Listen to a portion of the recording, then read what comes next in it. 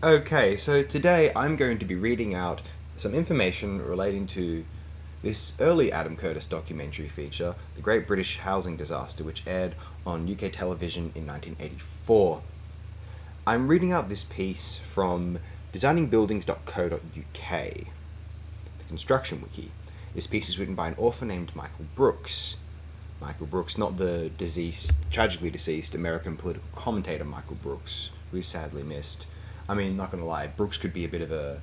I think Brooks enjoyed the whole this smug elitist social clique facet of the left way too much, but he did defend Fisher's exiting the vampire castle at the time, so he could only have enjoyed that clique so much. Maybe it's just how I perceive him. I could be totally mistaken, frankly, but he did come across as a smug stunt a lot of the time. That being said, anyway, this 1984 inquiry film was one of the first to be produced by the lauded BBC documentary filmmaker Adam Curtis, popular for award-winning films such as Century of the Self, The Power of Nightmares, and Bitter Lake.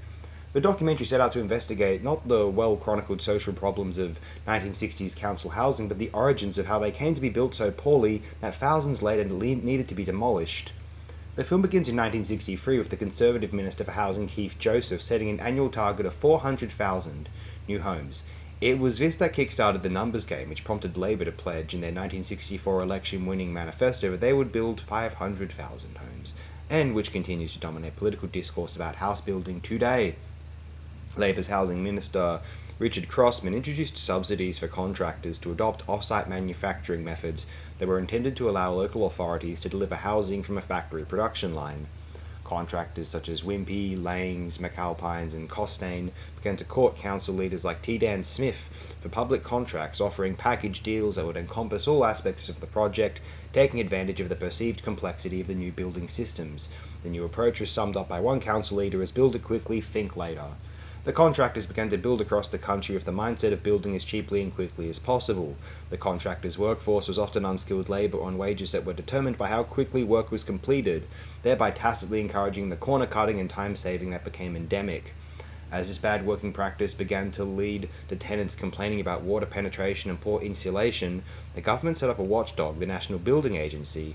This was tasked with inspecting building works. However, in reality, its function was hollow, according to the managing director, Cleve Barr, who was interviewed in the film.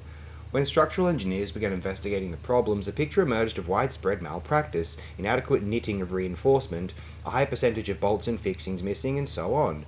Often block panels would arrive on site having been poorly manufactured in factories. The tower blocks were built like a house of cards, with no central frame, which meant the whole strength rested on the bolts and fixings between individual blocks. In many cases, the buildings are on the verge of collapse.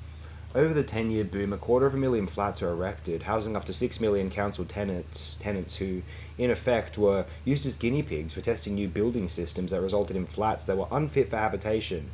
Councils are faced with the dilemma of privately acknowledging many flats are unsafe, but in the face of inadequate central government funding, having to justify in public their decision to keep council tenants in the buildings.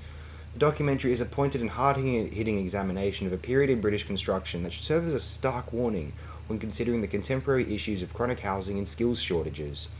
Having something of a cult following, aficionados of Adam Curtis will enjoy this early glimpse of the trademark style seen in his later films, minor soundtrack collages, and most notably his authoritative narration, which in this film is provided by David Jones.